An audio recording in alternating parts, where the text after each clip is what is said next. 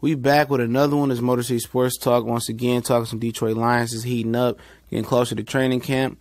And we got a new installment today, camp battles. We're going to talk about each position that has a potential position up for grab. It might be a battle. And today we're starting off with the running backs. And if you haven't caught our videos today, go ahead and check them out. We're doing a season preview for each Lions opponent. We did the Miami Dolphins today. Yesterday we did the Carolina Panthers. So check the archives out for that as well. And also talked about who was the best free agent acquisition, who had the biggest impact on the free agent acquisitions this offseason. So did that video this morning. Today we're talking about camp battle, the running back. The running back position is got a few spots up for grabs. People believe that LeGarrette Blount and Kerryon Johnson is going to be 1-2 punch, and theoretically is going to supposedly play some slot and be that third down receiving back out the backfield. But anything can happen in camp. Injuries, guys can develop a fumbling problem. They can fall out of favor. Somebody could have worked really, really hard and jumped in and steal a spot. You know, a lot of things go down in training camp, man. Some guys come out, not in good condition. Football is a rough sport, and they won't let their body heal and just never get back in the rhythm of getting in shape. So some guys arrive in training camp to get in shape, and you see those soft tissue injuries happening, And, hopefully that doesn't happen. Hopefully everybody worked hard, because obviously it's going to be about two of these guys that may not make the team, or get traded to Delta Way, It's a big camp, It's a big camp for everybody involved. I know LeGarrette Blount feels some sense of security because he's the big free agent. He's the big bruising back that's going to be doing the banging. But Kerryon Johnson can do the banging as well, too. And that's going to be telling as well how that falls down. Let me explain that as far as the carries.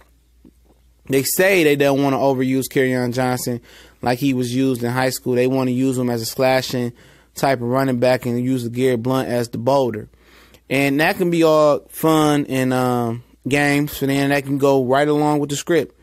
But if Kerryon Johnson is that impressive and that explosive, and he just takes over like that, he gonna get the majority of the bulk carries. He gonna get all the carries. All that BS go out the window. He give you the best chance to win. He gonna carry that load.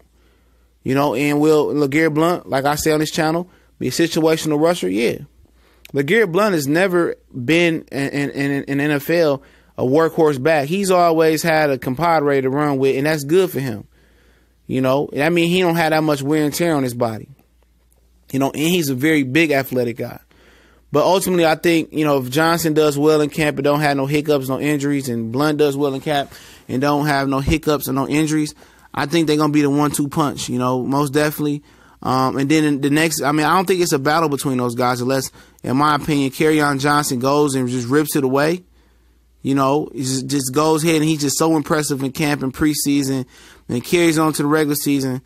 That's the only way I see him legitimately just ripping the carries away and becoming a 3-down back.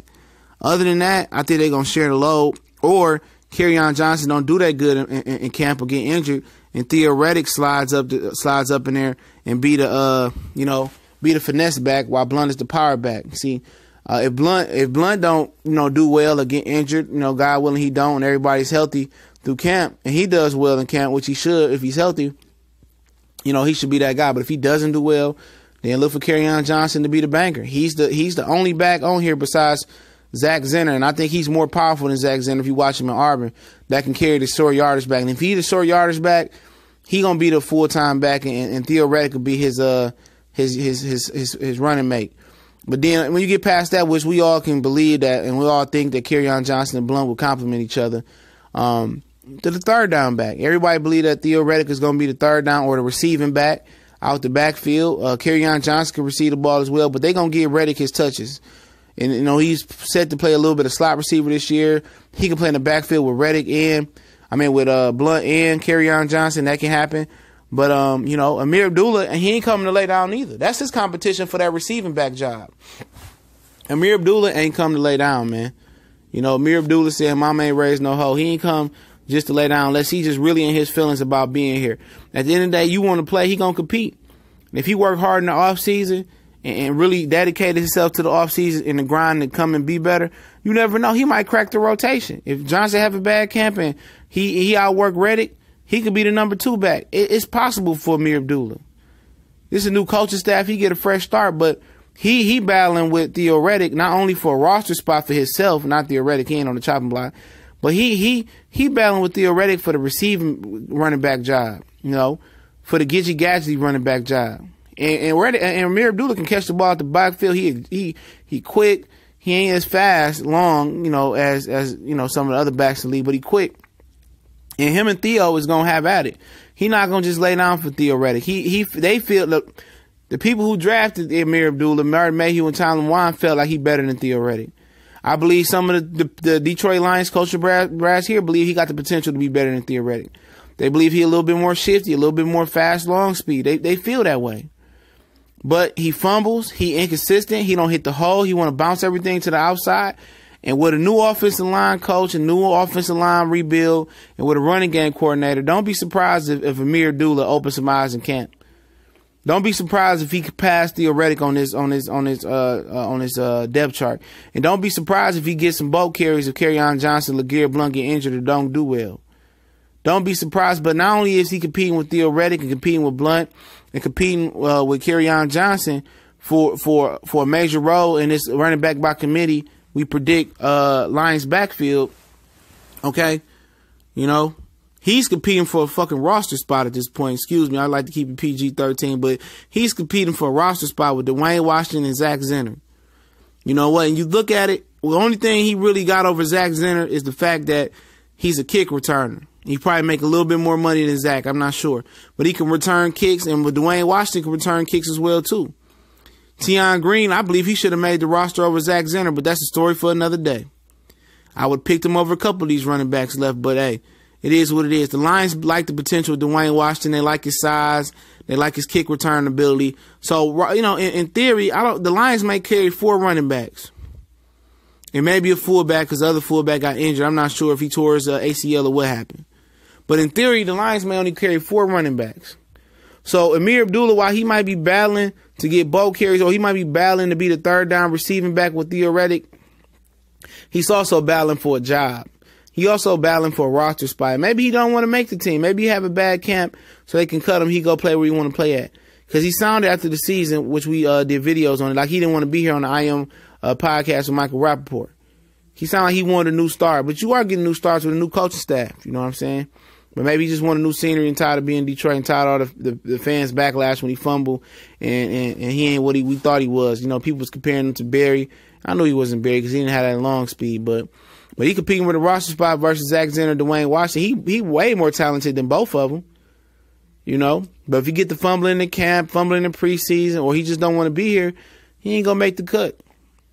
I think he the best 4th-string running back in the league. In my opinion, Ameer Abdullah. So, it's a lot of competition just going in this backfield, man. It's a ton.